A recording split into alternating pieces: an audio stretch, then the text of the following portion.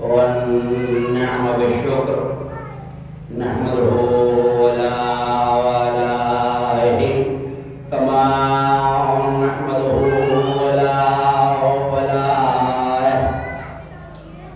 الصلاة والسلام على أشرف الأنبياء والمرسلين خاتم النبيين سيدنا وشفيع ذنوبنا وطبيب نفوسنا وحبيب قلوبنا مولانا أبي القاسم محمد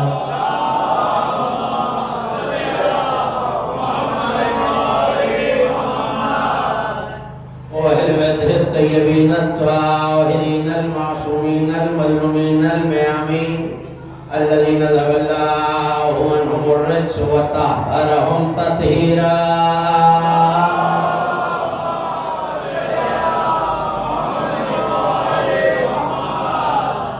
ولعنة الله على أعدائهم ومنكر فضائلهم ونعوذ بهم الأجمعين من يوم العداوتهم وظلمهم إلى يوم الدين أما بعد فقد قال الله سبحانه وتعالى في محكم كتابه المجيد وفرقانه الحميد وهو أصدق القائلين وقوله الحق وإن من شيء إلا يسبح بحمده ولكن لا تفقهون تسبيحهم صلوات وسلام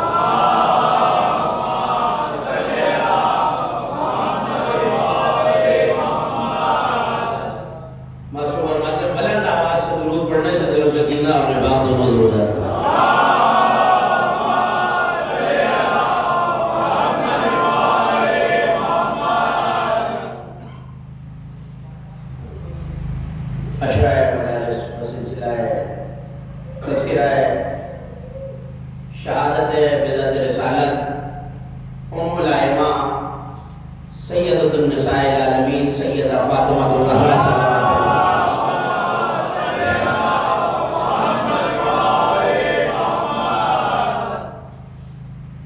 منعقد ہے اور یہ سلسلے کے پہلے خمسہ مجالس کی پہلی تقریر ہے جو آپ حضرات سماعت فرمائیں تھوڑا سا زحمت فرما کے قریب تشریف لے آئیں گے تو آنے والے مومنین کے لیے ایک جگہ بھی ہو جائے گی اور مجلس کی رونق پہ بھی اضافہ ہو جائے گا سلامات پڑھتے ہوئے نوجوان تھوڑی سی زحمت فرمائیں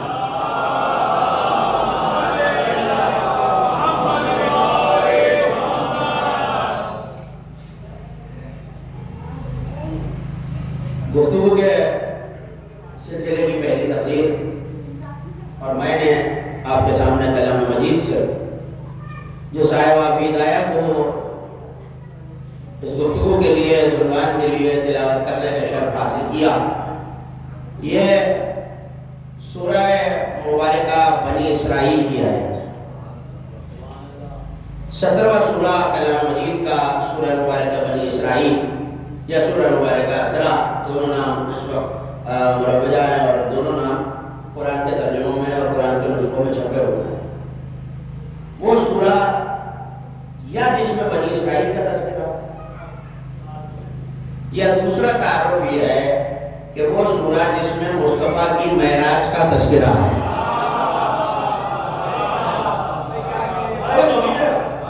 وہ سورہ یا جس میں بنی اسرائیل کا تذکرہ یا وہ سورہ جس میں معراج مصطفیٰ کا تذکرہ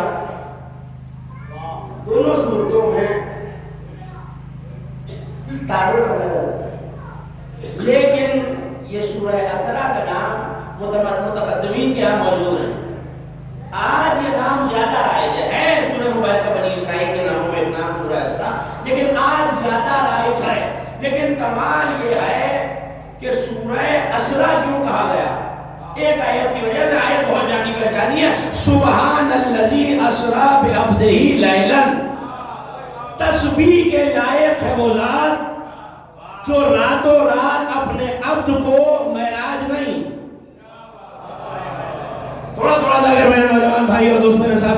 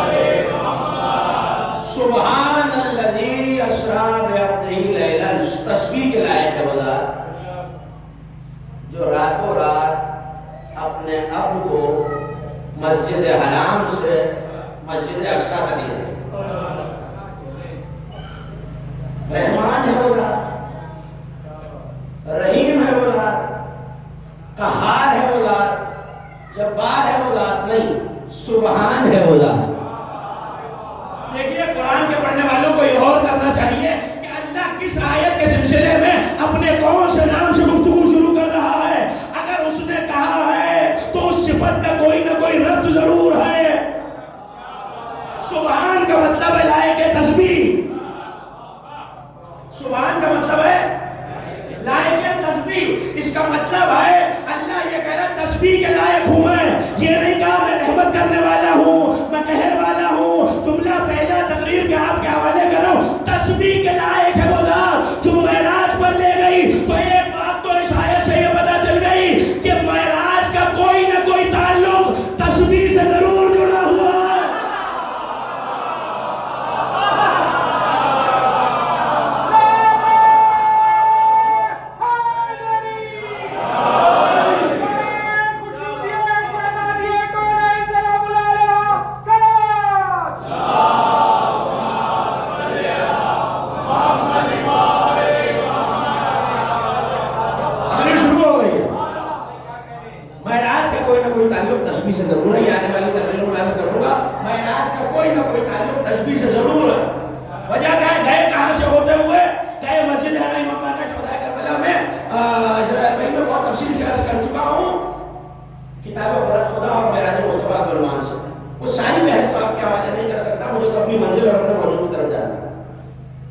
تسبیح کے لائق ہے وہ جس مکان سے مصطفیٰ گزرے وہاں رہنے والی مخلوق نے تسبیح کی ہے. سوال یہ ہے کہ خدا اس وقت مجھے آپ کو دیکھ رہا ہے یا نہیں دیکھ رہا؟ اس کا قرآن میں دعویٰ ہے جہاں 3 چوتھا میں ہوتا ہوں، جہاں 5 چھٹا میں ہوتا ہوں. اگر یہ دعویٰ اپنی جگہ موجود ہے تو پروردگار تجھے اپنے حبیب کو معراج کے لیے وہاں بلانے کی کیا ضرورت ہے؟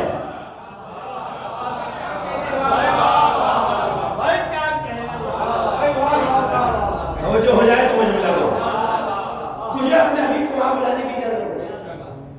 تو ہر جگہ مشہور واقعہ اور علماء سنت علماء تشیع دونوں نے اپنی تفسیر میں لکھا کہ جبرائیل آئے حضرت موسیٰ علیہ السلام کے پاس اور آگے کہنے لگے کوئی پیغام دیا. مجھے اس تفسیر میں نہیں جانا. اور کوئی پیغام دیا تو موسیٰ نے پلٹ کے پوچھا ہے حضرت موسیٰ نے کہ کہاں سے آ رہا ہے؟ اللہ کے پاس. کہاں سے آ رہا ہے؟ عمومی تصور یہ کہ آسمان سے اترا. یہ بات کی گفتگو تمام ہوئی جبرائیل دائیں جانب سے آئے.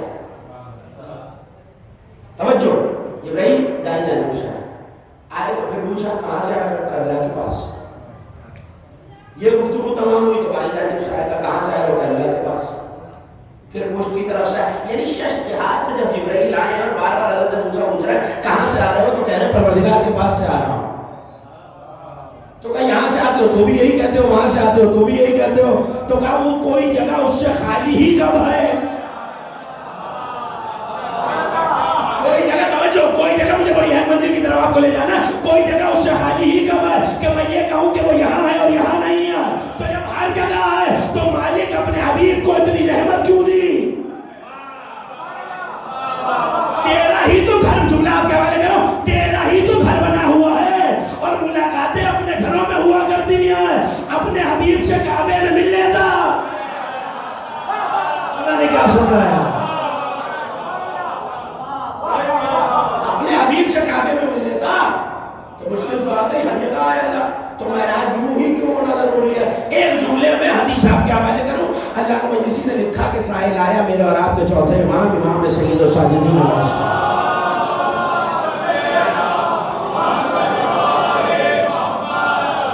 آیا اور آگے کہنے لگا فرزند رسول نبی معراج کو وہاں گئے تھے. اردو میں آیا تو نبی معراج کو وہاں گئے تھے. فرزند رسول جب وہ ہر جگہ آئے تو معراج کا بلندی کی طرف ہونا کیوں ضروری ہے؟ مکے میں مل لیتا، مدینے میں مل لیتا، مسجد اقصیٰ میں مل لیتا. وہاں بھی تو گیا ہے، مسجد حرام سے گیا ہے، مسجد اقصیٰ تک گیا ہے، بیت المقدس میں مل لیتے. تو پلٹ کے کہا، توجہ، معراج کا سبب آپ کے حوالے کر رہا ہوں تاکہ تسبیح آپ تک پہنچے کہ معراج کا تسبیح سے کیا تعلق ہے. مصطفیٰ کو معراج اس لیے کرائی گئی ہے تاکہ آسمان والوں کو مصطفیٰ کی زیارت سے مشرف کیا جا سکے.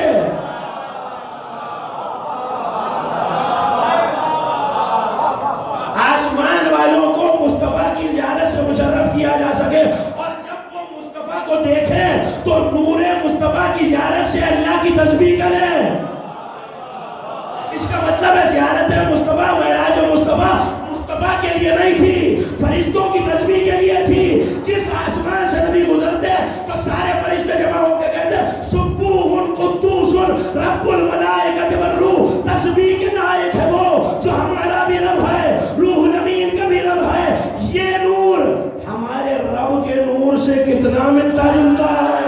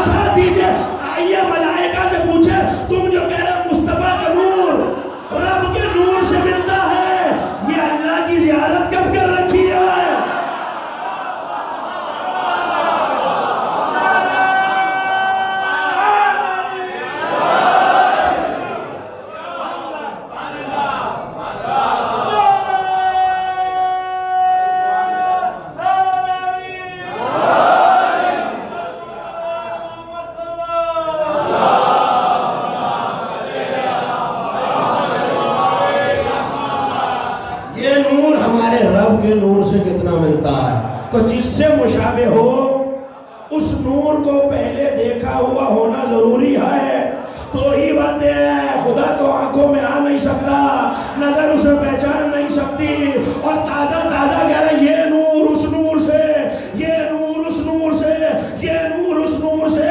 مجھے نہیں پتا آپ جملہ کیسے سنیں گے، حقیقت بھی یہی ہے، عقیدہ بھی یہی ہے۔ ماننا پڑے گا مصطفیٰ کی سواری سے پہلے بہت تیز کوئی نور انہی آسمانوں سے گزر چکا ہے۔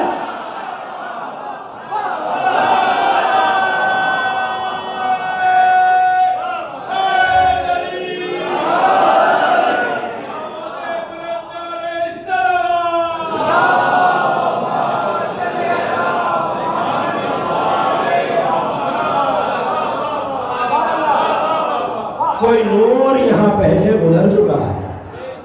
تو تسبیح کا کیا ملائکہ نے سو، یہ تسبیح یاد رکھیے گا، آنے والے دنوں میں کئی نتیجے اسی تسبیح میں رکے ہوئے ہیں۔ سبوح قدوس رب الملائکۃ والروح، صاحب تسبیح قابل تقدیس ہے کون؟ سبوح قدوس رب الملائکۃ والروح، جو رب ہے ملائکہ کی اور روح الامین کا بھی رب ہے اور ملائکہ کا بھی رب ہے۔ تو اس کا مطلب ہے معراج کا کوئی بڑا گہرا تعلق تسبیح کے ساتھ ہے۔ میں نے جس آیت کو تلاوت کرنے کا شرف حاصل کیا، یہ سورہ کی 44ویں آیت ہے۔ دیکھ رہے گا اس سورہ کی، بولتے رہیں گے تو منزل آسان ہو جائے گی۔ 44 میں پروردگار اپنی مخلوق کی بھی حالت بتا رہا اور ان کا عمل بھی بتا رہا۔ سب لہو سماوات السبع، ساتوں آسمانوں میں جو ہے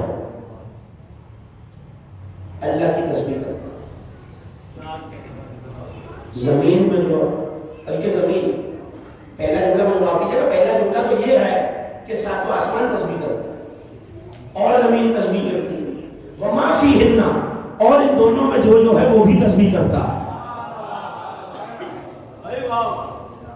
دیکھیے ایک چیز کسی چیز کا ہونا، ایک چیز اس میں ہونا. میں اگر یہ کہوں کہ یہ گلاس بھی ٹھنڈا ہے، اس کے اندر کا پانی بھی ٹھنڈا ہے، تو گلاس بھی ٹھنڈا کا لہتا ہے. اس کا مطلب میں اور واضح کر دیا دیتا ہوں، ظرف ہے اور ایک مظروف ہے. گلاس ظرف ہے، مظروف پانی ہے.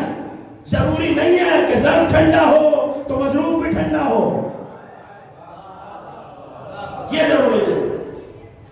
کبھی کبھی سردیوں کا موسم، آپ نے چائے کا کپ ہاتھ لگایا، کپ گرم تھا، چائے ٹھنڈی ہو چکی، تو ضروری نہیں ہے کہ جو کیفیت مظروف کی ہو وہی ظرف کی بھی ہو، جو ظرف کی ہو مظروف کی بھی ہو. لیکن یہاں قرآن کہہ رہا ہے ساتوں آسمان بھی تسبیح کرتے ہیں، زمین بھی تسبیح کرتی ہے. زمین بھی تسبیح، میں اپنے موضوع بتا رہا ہوں، زمین بھی تسبیح کرتی ہے، اور جو کچھ ان میں ہے وہ تسبیح کرتا ہے. وَإِن مِّن شَيْءٍ إِلَّا يُسَبِّحُ، مگر کوئی شے، استثنائی کیفیت کے ساتھ کہہ رہا ہے کوئی چیز ہے ہی نہیں، کوئی شے ہے ہی نہیں جو اللہ کی حمد کے ساتھ تسبیح نہ کرتی ہو.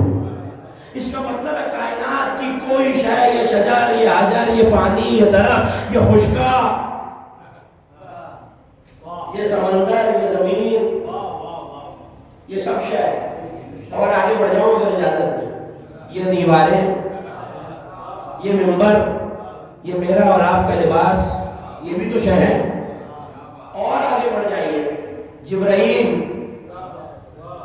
میکائیل، اسرافیل، عرش، کرسی، ملائکہ، چرند، پرند، یہ سب شے ہے. جو شے ہے وہ تسبیح کرتی ہے. کمال ہے، میں ابھی آ رہا تھا امام بارگاہ حسینی مشن، رستے میں مٹی کا ڈھیر لگا ہوا تھا. میں نے بہت آیت تو ذہن میں تھی، کوشش کی کان لگا کے مجھے کوئی آواز نہیں آئی. اچھا میرے ساتھ تو دیواروں سے کان لگاتے ہیں، کان لگانے کی اور بات ہے کہ دیواروں کے کان ہوتے ہیں، لیکن کان لگانے میں ان سے آواز نہیں آتی. پرندے چہچہا تو رہے ہیں، چہچہا تو رہے ہیں، جانور اپنی اپنی زبانوں میں بول تو رہے ہیں، لیکن قرآن یہ کہہ رہا ہے کہ ہر شے کی تسبیح ہے. اس جملے تک مجھے آپ کو وَلَٰكِن لَا تَفْقَهُونَ تَسْبِيحَهُمْ، ان کی تسبیح اپنی جگہ ہے، تم ان کی تسبیح کو سمجھنے کے لیے جو تفقع چاہیے وہ نہیں رکھتے. میں نے یہاں تفقع کا ترجمہ سمجھ بوجھ نہیں کیا. ہمارے یہاں ایک عمومی تصور ہے، آ رہا ہوں تفقع تک واپس. عمومی تصور یہ ہے کہ فقہی احکام، شرعی احکام فقہ ہیں. فقہ کے اصطلاحی معنی ہو، فقہ کے لوگوں بھی پریشان تو نہیں ہو رہا آپ میری باتوں سے؟ صلوات پڑھ دیجیے بلند آواز سے.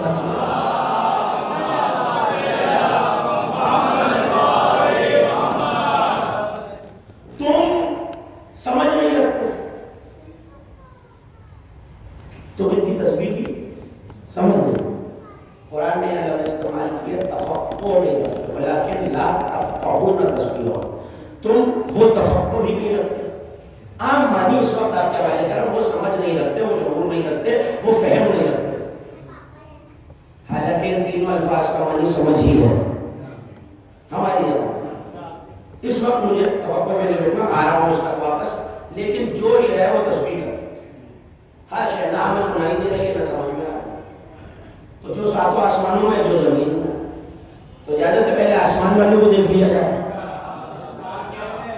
سورہ مبارکہ نور میں ارشاد ہوا والملائکۃ یسبحون بحمدہ ویستغفرون لمن فی الارض، ملائکہ اللہ کی حمد کے ساتھ تسبیح کرتے ہیں. آپ نے یہ کیا نئی بات ہے، ہم نے سنا ہے بلاجل والا میں پڑھا بھی ہے کہ آسمان کا کوئی چپا ایسا نہیں ہے جہاں کوئی فرشتہ قیام میں نہیں ہے، قعود میں نہیں ہے، سجدے میں نہیں ہے اور اللہ کی تسبیح پڑھ رہا ہے. لیکن صرف اکیلی تسبیح نہیں پڑھ رہا، یستغفرون لمن فی الارض، جو کچھ زمین میں رہنے والے ہیں ان کے لیے دعائے مغفرت بھی کر رہا ہے. اس کا مطلب ہے کہ جبرائیل تسبیح کر رہے ہیں تو زمین والوں کے لیے دعائے مغفرت، اسرافیل تسبیح کر رہے ہیں تو زمین والوں کے لیے دعائے مغفرت، اسرائیل تسبیح کر رہے ہیں تو زمین والوں کے لیے دعائے مغفرت، میکائیل تسبیح کر رہے ہیں تو زمین والوں کے لیے دعائے مغفرت. چاہنے والے نہیں رہتے. پریشان ہو کے نہیں سنیے گا میرے جملے. میں واپس آ گیا اپنے موضوع تک. صرف آل محمد سے محبت کرنے والے تو نہیں رہتے, ان کے دشمن بھی رہتے ہیں, علی سے بغض رکھنے والے بھی رہتے ہیں. تو کیا تیرے معصوم فرشتے علی کے دشمنوں کے لیے تسبیح کر رہے ہیں, مغفرت کی دعا کر رہے ہیں؟ تو کیا اس کا جواب ہم نے سورہ مومن میں رکھا ہے؟ رکھا بھی اسی سورہ میں ہے جو مومن کی شان میں اترا.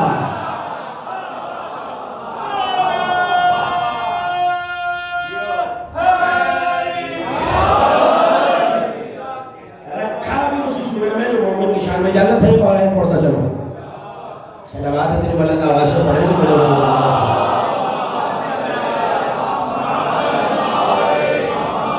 موضوع تھوڑا سا دقیق اور مشکل ہے, مگر تصدق کے مشکل کچھ آپ کے حوالے کرنے کی کوشش کر رہا ہوں. بزرگ تشریف فرمائیں, دعاؤں کا طالب ہوں, توجہ کیجیے گا. کیا کہہ رہا ہے قرآن؟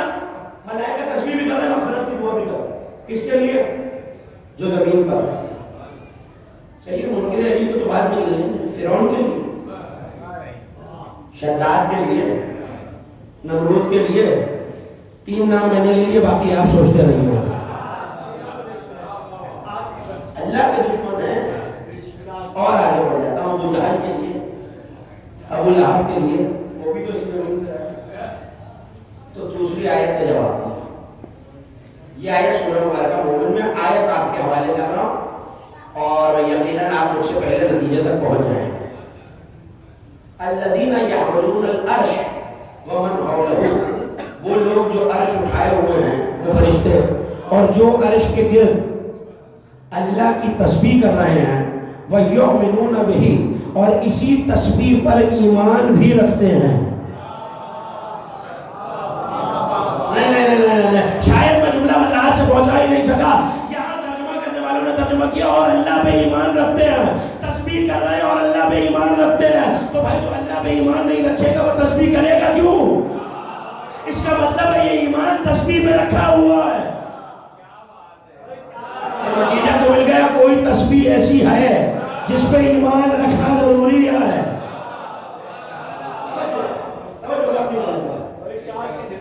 ملائکہ تسبیح کرتے ہیں کس کے لیے؟ زمین والوں کے لیے.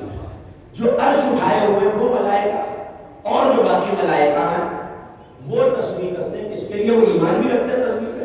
للذین آمنوا, ہر ایک کے لیے نہیں, صرف ایمان والوں کے لیے. مجھے نہیں پتا آپ داد کیوں دے رہے ہیں, میں بہت پریشان ہوں. ایک جگہ پالنے والے تو یہ کہتا ہے تیری کتاب میں کوئی تناقض نہیں ہے, کوئی ٹکراؤ نہیں ہے, اس کی ایک آیت دوسرے سے ٹکراتی نہیں ہے. اگر میری ایک ہی بات, میری ایک ہی دلیل, میری اور دلیل یا اور جملے سے ٹکرا جائے تو یہ میری کتابت کی سلاست اور بلاغت کا نقصہ ہے. قرآن ایک جگہ کہہ رہا ہے جو زمین میں ہے, جو زمین کا باشندہ ہے, فرشتے اس کے لیے مغفرت کی دعا کرتے ہیں, اور دوسری جگہ کہہ رہا ہے صرف مومن کے لیے کرتے ہیں. کیا میں قرآن کی جملہ آپ کے حوالے, آپ کی نظر آپ قدر کیجئے, یا میں یہ مان لوں کہ آیتیں ٹکرا رہی ہیں, ورنہ یہ ماننا پڑے گا کہ زمین کے باشندے اللہ انہی کو مانتے ہیں جو آل محمد سے محبت رکھے.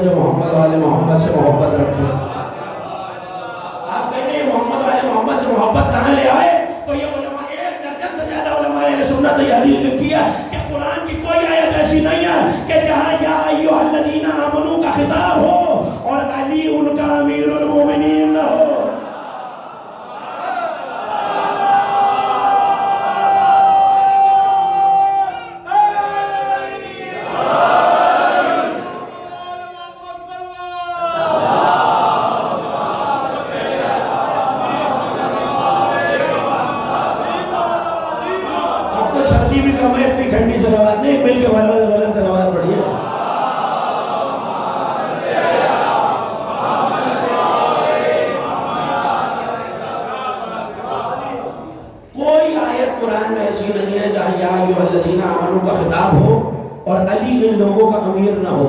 تو پھر مجھے اجازت دیجیے کہ میں ترجمہ کروں. اب جب قرآن پڑھے میرے نوجوان بھائی اور آیت آئے یا ایھا الذین آمنو تو دل یہ ترجمہ کرے گا اے ایمان والو. نہیں, اللہ کہہ رہا ہے علی والو.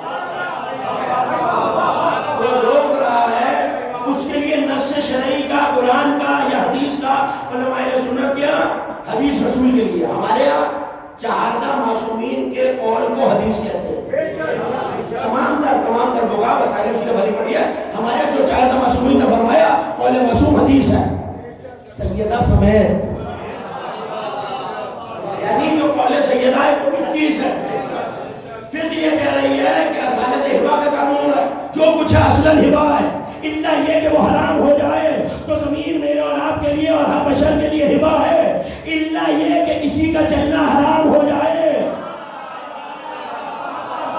نہیں پہنچ رہی میری بات؟ کسی کا چلنا حرام ہو جائے۔ میں نے کہا منکر علی اجاڑا کر رہا ہے تو علماء اہل سنت نے یہ لکھا، اللہ نے پوری حدیث سن لیجیے گا، اللہ نے پوری زمین کو فاطمہ کا حق مہر بنایا ہے، جو بغض فاطمہ رکھ کے چلے اس کا چلنا بھی زمین پہ حرام۔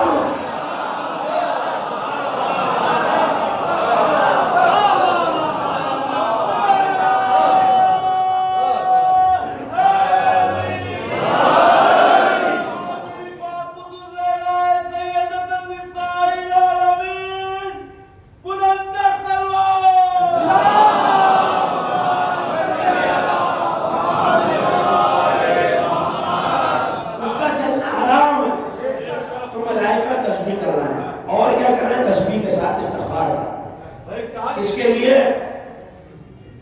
نہیں، اب تو تعریف ہی بدل گئی، زمین والوں علی والا ہونے کو معیار کیا بنا؟ زمین اس پہ حلال ہے جس کے دل میں مودت سیدہ ہے، اس کے دل میں مودت سیدہ وہی فرشا۔ تو آسمانوں میں صرف فرشتے، جب آسمانوں میں تذکرہ آتا ہے تو ہمارا دھیان فوراً فرشتوں کی طرف چلے جاتا ہے، لیکن سورہ مبارکہ نور میں یہ کہہ رہا ہے کہ وہ طائر الصافات، یہ جو پرندے ہیں ان کا یہ پر پھیلانا یہ ان کی تسبیح اور نماز ہے۔ کل قد علم صلاتہ و تسبیحہ، اور یہ جانور یہ پرندے بہتر جانتے ہیں کہ ان کی نماز کیا ہے اور ان کی تسبیح کیا ہے۔ اس کا مطلب ہے بے شعوری کے عالم میں نہیں کر رہے، میں کچھ کہہ رہا ہوں، بے شعوری کے عالم میں تسبیح نہیں ہے، شعور کے ساتھ جانتے ہیں کہ ہماری چہچہاہٹ میں کون سی تسبیح ہے، ہر پرندے کی الگ تسبیح ہے۔ اور وہ تشریف فرمائے عالم گزرے آپ ہی کے کراچی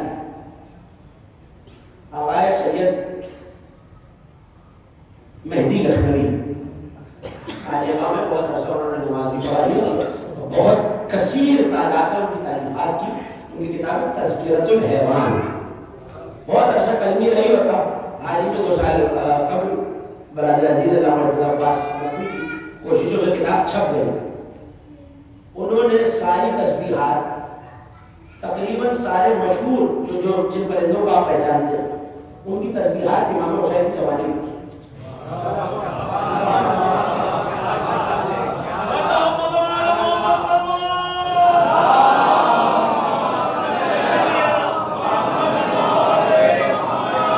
توجہ، سید الشہداء کی زبان میں لکھا ہے کہ مور کیا تسبیح کرتا ہے،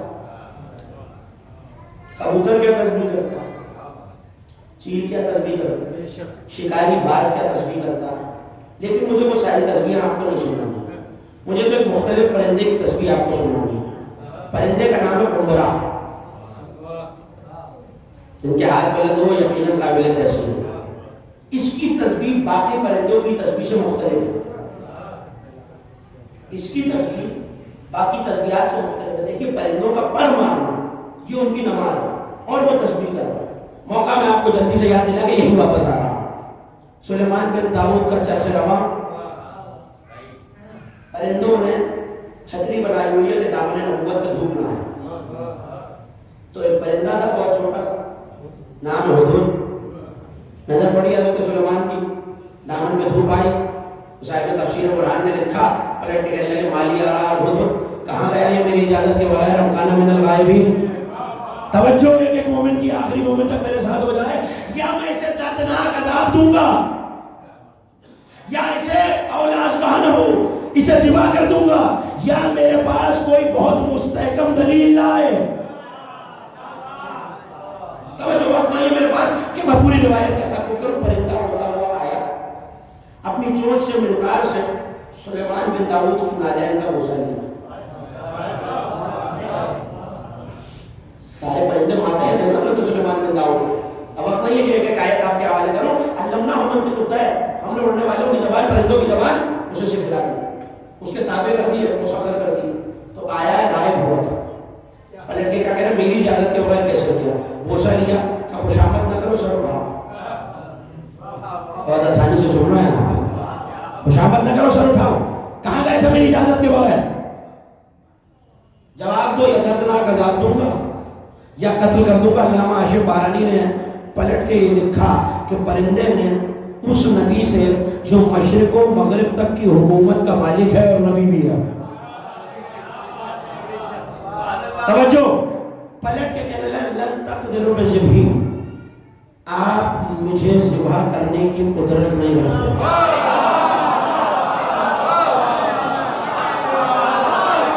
چہرے بتا رہے ہیں، میرے جملے پہنچ رہے ہیں، آپ قدرت نہیں رکھتے، اتنا سا حدود، اللہ کی نبوت ایک طرف، دنیا کی بادشاہت ایک طرف، یہ کس بردے پہ سلیمان بن داؤد سے کہہ رہا ہے آپ قدرت نہیں رکھتے؟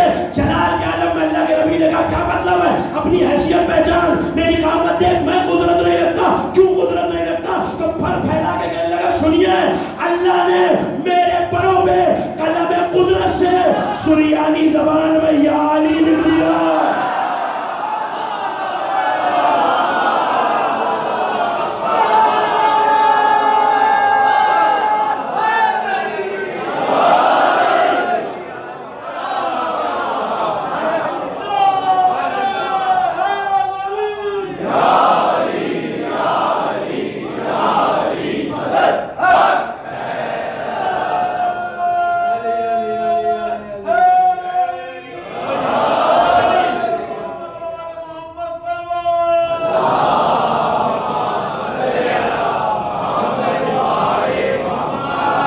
سریانی زبان میں صاحب تمامی الانوار نے بھی اس روایت کو لکھا، سریانی زبان یا علی لکھ دیا۔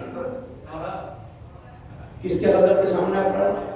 سلیمان بن داؤد، مشرق سے مغرب، شمال سے جنوب، جنوب اس پہ حکومت ہے حضرت سلیمان بن داؤد کی، جو کچھ داؤد کے پاس تھا وہ وراثت میں ملا ہوا ہے، پرندوں کی بولیاں جانتے ہیں، پہاڑ مسخر، ہوا مسخر، اتنا سا پرندہ، بازو پہ علی کا نام ہے۔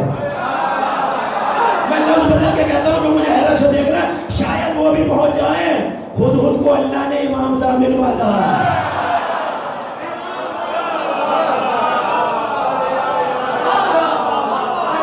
آپ سننا جانتے ہیں، میرے ساتھ ہوگا۔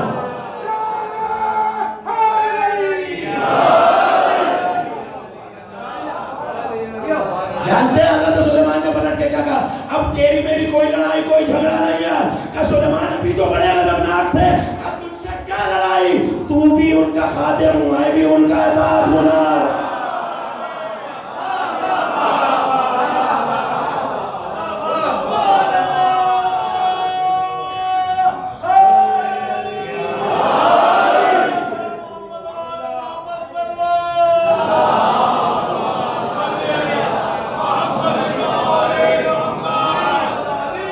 تو بھی ان کا خادم، میں بھی ان کا عباد۔ بات بھولی تو نہیں نا، قنبرہ کا تذکرہ تھا، یہ واقعہ سے تذکیر سنا ہے کہ پرندہ تسبیح کرتا ہے، تو قنبرہ پرندہ تفسیر صاحب تذکرۃ الحیوان نے بھی لکھی ہے، اور علامہ زاہد 800 سال پہلے گزرے علماء سنت والوں ان کی کتاب ہے الحیوان، اس میں بھی تفصیل موجود ہے۔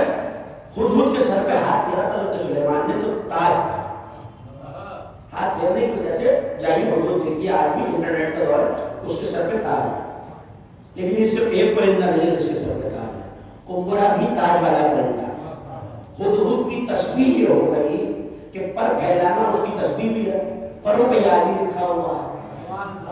قنبرہ کی تسبیح جہاں سید الشہداء نے سلسلے کے ساتھ 4 یا 5 طیور پرندوں کی تسبیح بتائی ہے، وہاں قنبرہ کی تسبیح بھی بتائی ہے کہ اللہ نے اس کے سر پہ، جملہ آپ کو ہدیہ کر رہا ہوں، اس کے سر پہ تاج اس لیے رکھا ہے کہ یہ ایک تسبیح کرتا ہے، اور وہ تسبیح یہ ہے کہ یہ ہماری دادی کے قاتلوں پہ لعنت کرتا ہے۔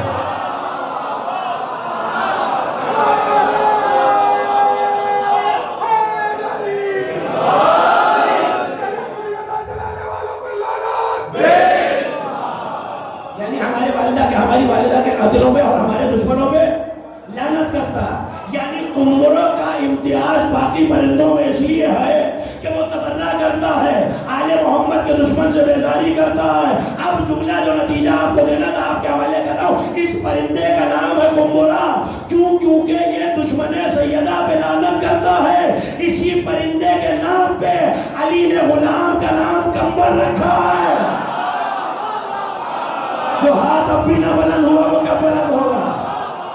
علی نے اگلا جملہ اس سے زیادہ اہم کہہ رہا ہوں، علی نے خادم کا نام، اپنے بندے کا نام، اپنے غلام کا نام قنبر رکھا ہے۔ تو نتیجہ پہلی مجلس کا نکل آیا، آل محمد کی غلامی کے لیے صرف تولا نہیں تبرہ شرط ہے۔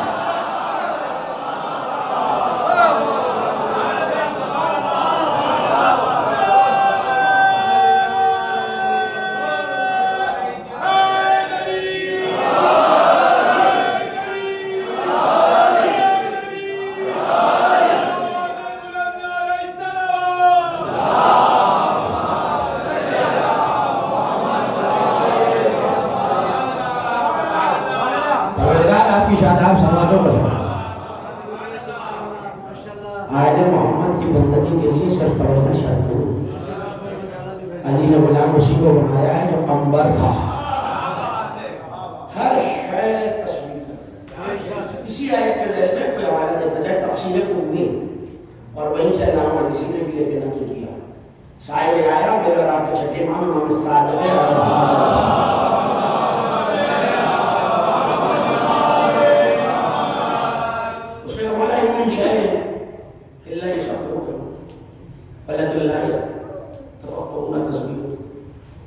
تم تسبیح کا تفقہ نہیں کرتے۔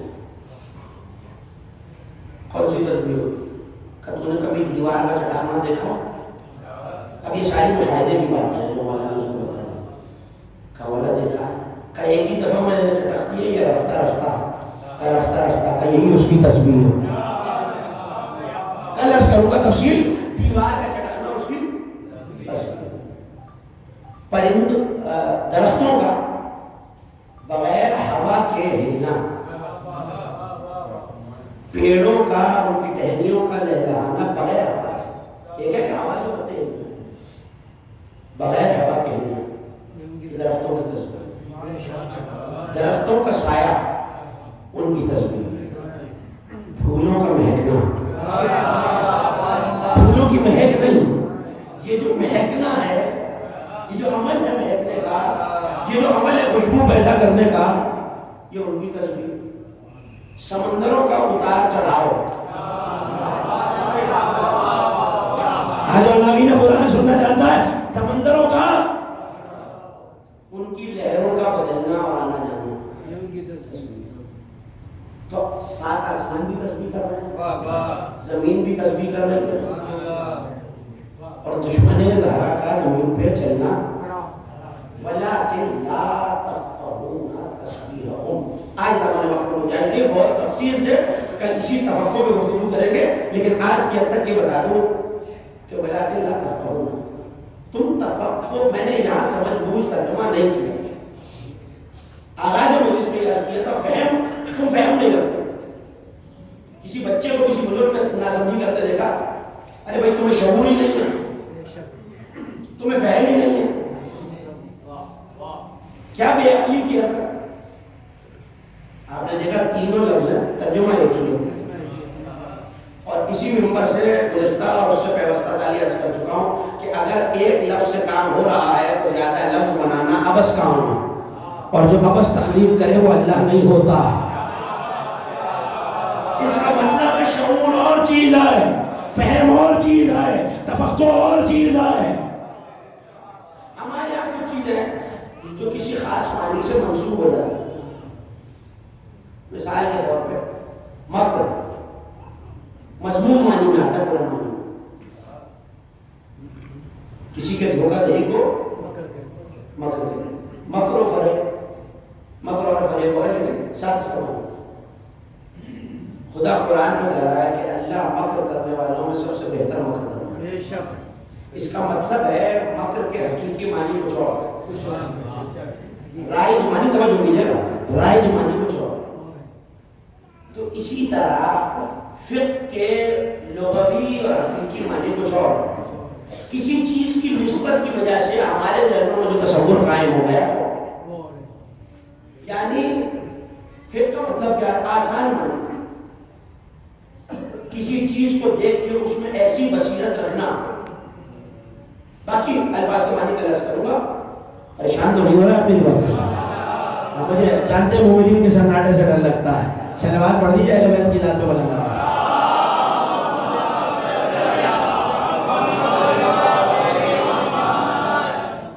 آج کی حد تک فقہ اور تفقہ کے معنی آتے ہیں. کسی چیز میں ایسی بصیرت رکھنا کہ باریکی نظر آ جائے اور جو سامنے ہے. توجہ، امام راغب اصفہانی نے جو معنی لکھے وہ اب آپ کے حوالے کر رہا ہوں. جو چیز سامنے ہے اسے دیکھ کر جو سامنے نہیں ہے اس کا علم حاصل کرنا. ایک شخص نے کیمسٹری میں، علم کیمیا میں سوچ بچار کرنی شروع کی تو پھر فقہ کیمیا کا ماہر. ہمارے ہاں فقہاء کو فقہاء اس لیے کہتے ہیں کہ وہ احکام شریعہ میں تفقہ کرتے ہیں، یعنی سوچ بچار کرتے ہیں. جو حدیثیں موجود ہیں، قرآن کی آیتیں موجود ہیں، انہیں دیکھ کر جو مسائل نہیں پتا ان سے استنباط کرنے کی کوشش کرتے ہیں. استنباط کے معنی بھی سمجھنا ہے،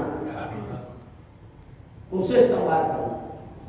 میں اگر کوئی فضائل کی حدیث آپ کے حوالے کر رہا ہوں اور فضائل کی حدیث میں تھوڑی سی مشکل بات ہے مگر توجہ پہ ادھر مرکوز رکھیے گا. میں اگر فضائل کی کوئی حدیث اہل بیت کے مراتب کی کوئی حدیث آپ کے حوالے کر رہا ہوں اور اس کو سوچ کر کوئی چیز آپ کے ذہن میں واضح ہو جائے، یہ بھی تفقہ ہے. وہ تفقہ فی الاحکام ہے. یہ تفقہ فی الفضائل کہہ لیجیے، فی الدین کہہ لیجیے.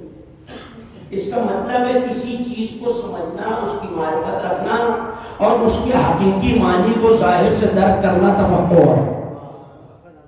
اسی کو فقہ کہتے ہیں. صرف ایک جملے کے لیے یہ ساری زحمت میں نے آپ کو دی. آقائے شیخ حسین وحید خراسانی نے اپنی تقریروں میں ایک جملہ لکھا ہے، وہ جملہ آپ کے حوالے کر رہا ہوں. انہوں نے کہا تفقہ قرآن تفقہ فی الدین کا حکم دیتا ہے، یعنی دین میں حکم دیکھو اور یہ دیکھو کہ زندگی میں یہ حکم کہاں اپلائی ہوتا ہے، اس کا اطلاق کہاں ہوتا ہے. انہوں نے کہا کہ احکام ہے فروعات دین. توجہ، عقیدہ ہے اصول دین. مجھے نہیں پتا کون بیدار ہے کون. فروعات ہے احکام، عقیدہ، توحید، عدل، نبوت، امامت، قیامت، یہ اصول دین ہے. ایک لمحہ اکبر، ایک اصغر، بڑا چھوٹا. فروعات اصغر ہے، اصول اکبر ہے.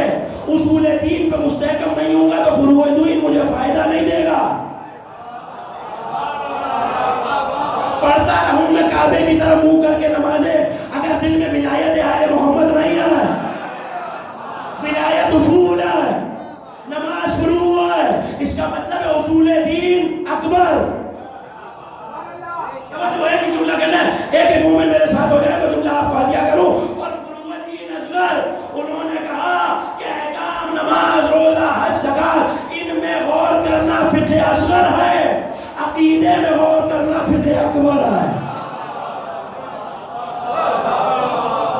مجھے کسی منزل تک آپ کو لے جانا. عقیدے پہ غور کرنا فقہ اکبر ہے. قرآن نے جس تفقہ کے لیے کہا ہے، قرآن نے جس تفقہ کے لیے، یاد رکھیے گا، دل چاہ رہا ہے کہ کچھ گفتگو فقہات پہ ہو جائے اگر اجازت ہے. جب تک سارے ہاتھ بلند نہیں ہوں گے گفتگو کا لطف نہیں آئے گا.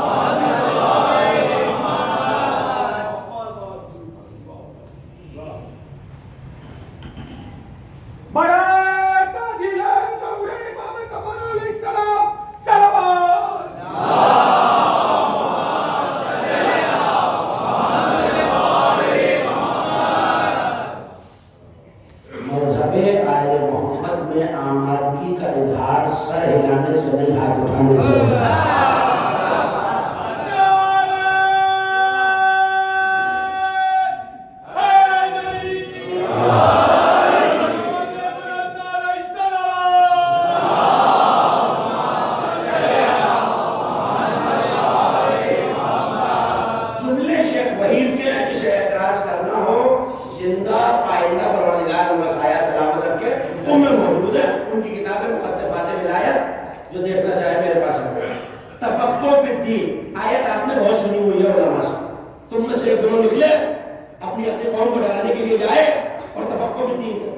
سورہ توبہ 122. تفقہ فی الدین. دین میرے پاس وقت نہیں کہ میں ایک آیت پڑھوں. ایک آیت سنا رہا ہوں، اسی میں سارا دین ہے. الیوم اکملت لکم دینکم. پتہ نہیں کیا سنا ہے. جو حیرت سے مجھے دیکھ رہے ہیں وہ کیوں، اور جو داد دے رہے ہیں وہ کیوں. الیوم اکملت لکم دینکم واتممت علیکم نعمتی. تم پہ نعمت تمام کر دی، دین کامل کر دیا. اسلام دینا بڑی ذمہ داری سے ترجمہ کر رہا ہوں. اور آج اللہ اس بات پہ راضی ہے کہ اسلام کو دین کہا جائے.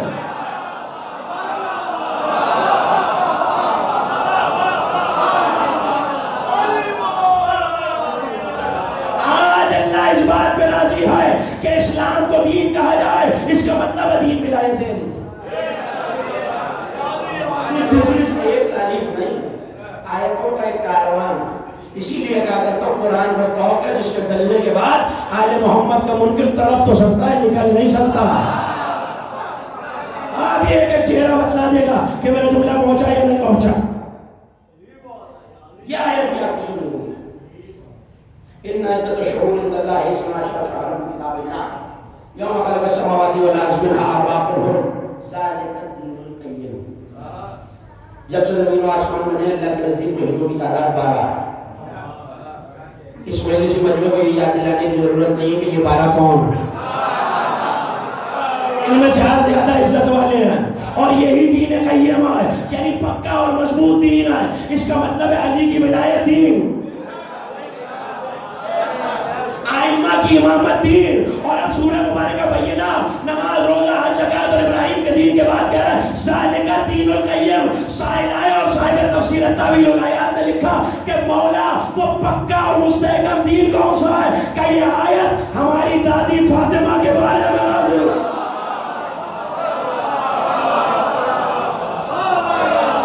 نہیں مجھے جملہ کے نتیجے پھر دیجیے گا. یعنی تفقہ فی الدین کیا ہے؟ علی کی ولایت میں سوچ وچار کرنا، ائمہ کے مرتبے کو دیکھنا اور یہ دیکھنا کون سیدہ سے محبت کرے گا، کون دشمنی رکھتا ہے. اس کا مطلب ہے کہ دشمن سیدہ پہ تبرہ کرنا دین میں تفقہ کرنا ہے.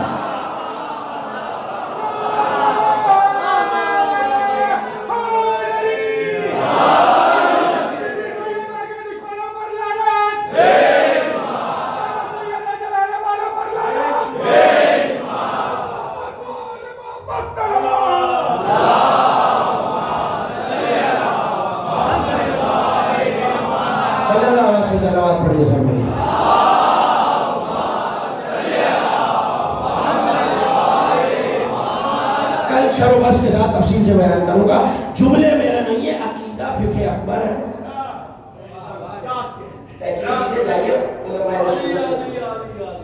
اس نام سے پوری کتاب لکھی گئی، لکھنے والے امام ابو حنیفہ ہیں. فقہ اکبر اصول دین میں لکھی ہے. تو یہ اصطلاح علماء میں کسی کا نہ سنا ہونا اس بات کی دلیل نہیں ہے کہ یہ شے پائی نہیں جاتی. عقیدہ فقہ اکبر ہے تمام فقہاء کے نزدیک. تفقہ فی الدین، دین ہے فاطمہ، یعنی مراتب سیدہ میں تفقہ کرنا. اللہ کی کہہ رہا ہے تم میں سے ہر قوم میں سے ایک گروہ اٹھ کے فاطمہ کے مرتبے کو سمجھنے کی کوشش کیوں نہیں کرتا.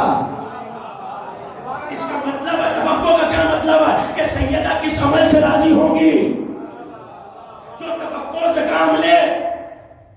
اور لگتا ہے کہ میرے دانے کے بات کرتے آپ نے ہر ایک کو فقہ بنا، تو یہ فقہ احکام نہیں، وہ فقہاء کے لیے ہے. میں یہاں بات کر رہا ہوں دین میں تفقہ کرنے کی. کسی بھی چیز میں تفقہ ہو سکتا ہے. ارے جب تسبیح میں تفقہ ہو سکتا ہے، تھک گئے آپ. تسبیح میں تفقہ، آخری جملہ سن لیجیے مجھے اجازت دیجیے. تسبیح میں تفقہ ہو سکتا ہے، اس کا مطلب ہے سیدہ کس چیز سے راضی ہوں گی اس میں تفقہ کرو. کس چیز سے رضا نہیں ملے گی، ناراض ہوگی، اس میں توقع کرو. تو اگر میں سمجھ کے ماتمی حلقے میں کھڑا ہوا ہوں تو یہ ماتم کرنا تفقع ہے، ماتمی ماتم کا فقیر ہے.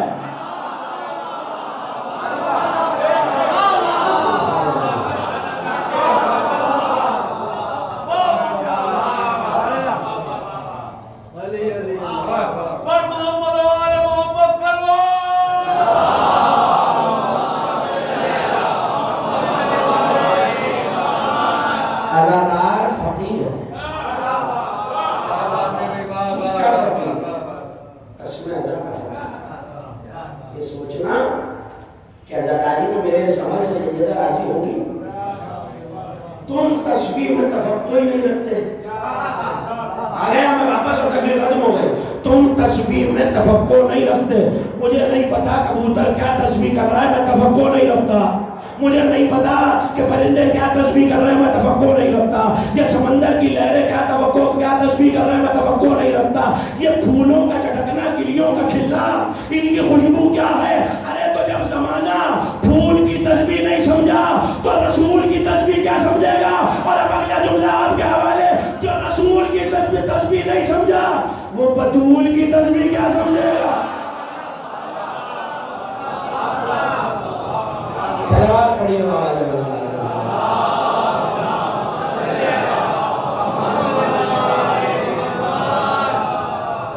اسی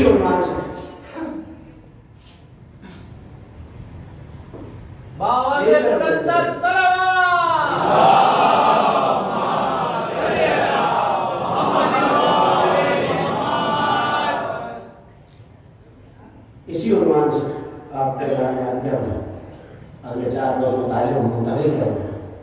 عرفان تسبیح فاطمہ. اگر آپ آمادہ ہیں تو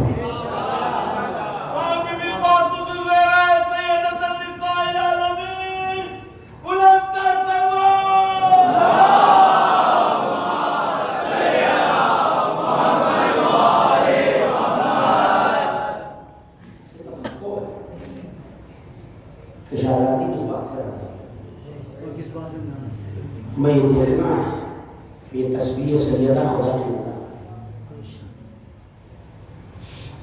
اگر مجھے یہ ادراک ہو جائے کہ میرا حسین پہ بہتا ہوا آنسو فاطمہ کی رضا ہے،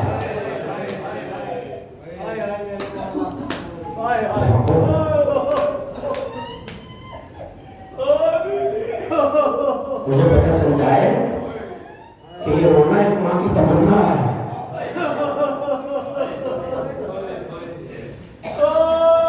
اداکاروں ان دنوں میں کم از کم مجھے رونے کے لیے کوئی جملہ کہنے کی ضرورت نہیں ہونی چاہیے. یہ آنکھ سے آنسو کا بہنا آنکھوں کی تصویر ہے.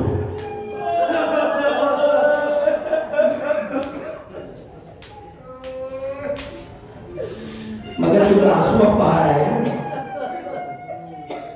اس سے صرف سیدہ نہیں تیرا معصوم راضی ہوتا. وہ ماں جو سارا سال اپنے بیٹے کا پرسہ لینے عزا خانوں میں آتی ہے، آج اس ماں پہ آنسو بہا.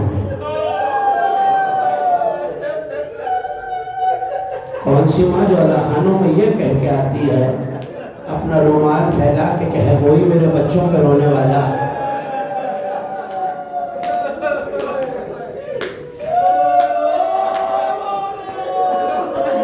میرا جی کہتا ہے، روایتوں میں تو میں نے نہیں دیکھا لیکن میرا جی کہتا ہے آج حسین رومال پھیلا کے آئے ہو. ہے کوئی میری ماں پہ رونے والا.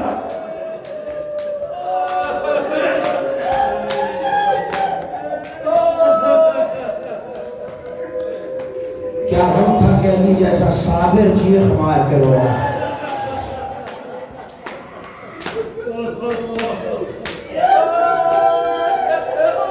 امام رضا مدینہ چھوڑ کے جانے لگے تو باہر آ کے دیکھا 4 برس کے محمد تقی مسجد نبوی کے باہر اس جگہ خاک پہ بیٹھے ہیں جو رستہ فاطمہ کے دروازے کی طرف جاتا تھا.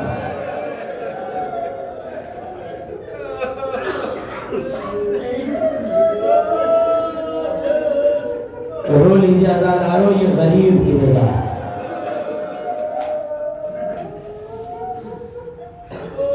اب جو مسجد نبوی سے باہر آئے تو دیکھا 4 برس کا بچہ خاک اٹھاتا ہے اور اپنے بالوں میں ڈالتا ہے. شاید کوئی عزادار یہ سمجھ رہا ہو کہ بابا شہر چھوڑ کے جا رہے ہیں اس لیے ہو رہا ہے.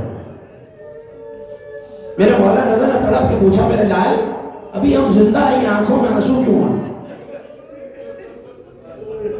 کہ بابا مجھ سے برداشت نہیں ہوتا جب یہ سنتا ہوں کہ جلتا ہوا دروازہ دادی پر گرا تھا۔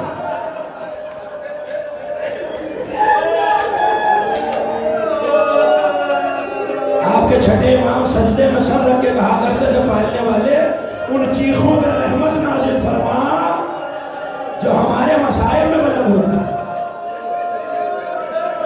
خدا اس آنکھ کو کبھی نہ رلائے جو سیدہ کے غم میں رو رہی۔ کائنات میں 5 زیادہ رونے والے گزرے ہیں۔ پہلے آدم ہے جو حوا کے فراق میں روئے،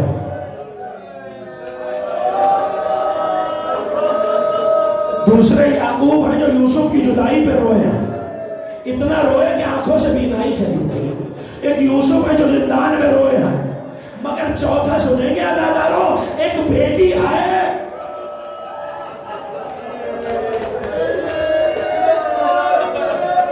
جو بابا کے جانے کے بعد مسلسل بابا کو روئی ہے۔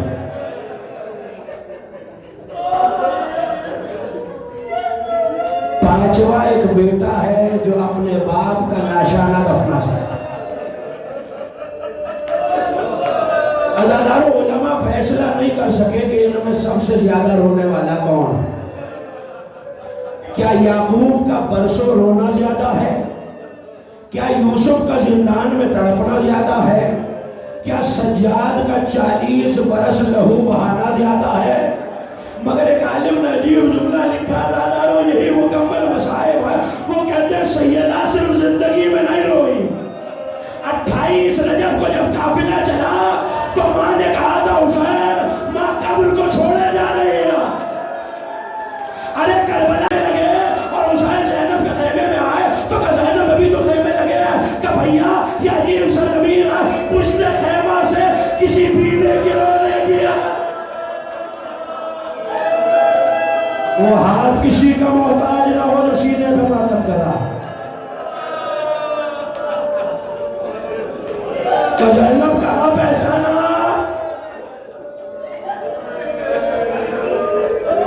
اجروں کو بلندہ 10 محرم آئی اور حسین بیٹی سے رخصت لے کے چلنے لگے تو ایک اور بیٹی ہے نا جو بہت روئی ہے۔ سنا ہے سیدہ کے بارے میں آپ نے کہ دن رات بابا پہ گریہ کیا کرتی تھی، لیکن کسی زمانے والے نے آگے کہا ابو الحسن سیدہ سے کہیے یا دن کو رو لیا کیجئے یا رات کو رو لیا کیجئے۔ علی نے ایک 4 دیواری مہیا کی تھی جسے بیت الحزن کہتے ہیں۔ سیدہ صبح سے شام تک وہاں رسول پہ گریہ کرتی تھی، لیکن عزاداروں میں ہاتھوں کو جوڑ کے کہوں شہزادی یا دن کو رو لیجئے یا رات کو رو لیجئے، یہی تو کہا ہے، رونے پہ کوئی تماچا مارنے کو نہیں آیا۔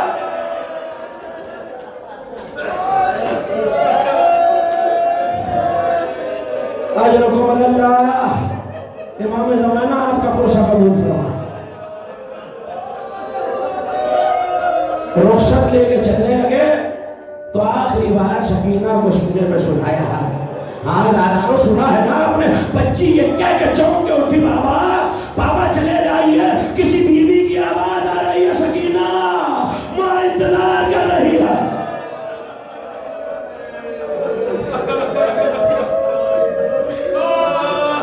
تیسرا مقام تب آیا جب یہ قافلہ رسم بستہ ہو کے قید کر کے چلا۔ ایک مقام وہ آیا کہ جس نیزے پہ حسین کا سر تھا وہ نیزہ زمین میں گڑ گیا۔ تازیانہ لے کے شبر ملعون سید سجاد کے قریب آیا، سجاد تمہارے بابا کا سر جس نیزے پہ ہے وہ آگے نہیں بڑھتا۔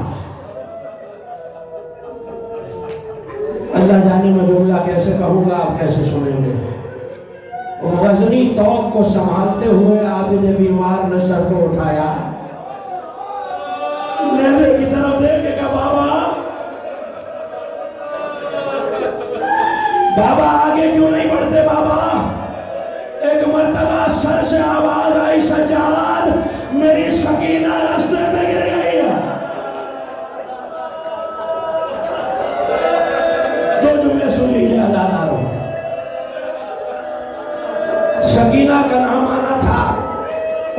لکھا علی کی بیٹی ناکے سے زمین پہ ایسے آئی جیسے عباس زین سے زمین پہ آیا.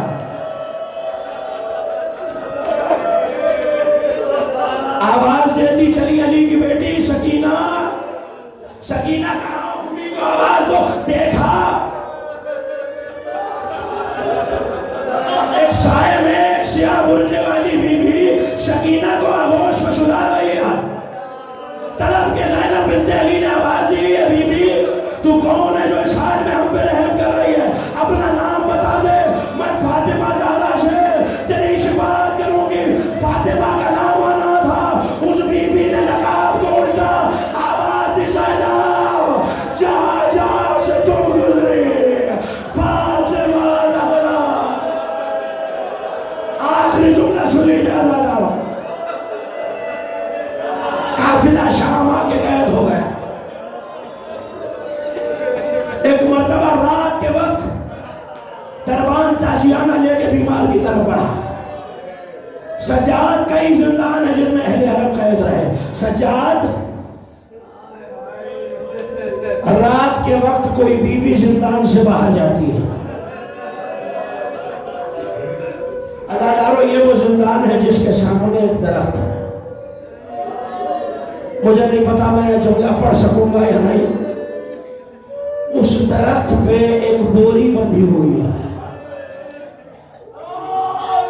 ملعونوں نے اس میں ایک سر رکھا ہوا ہے.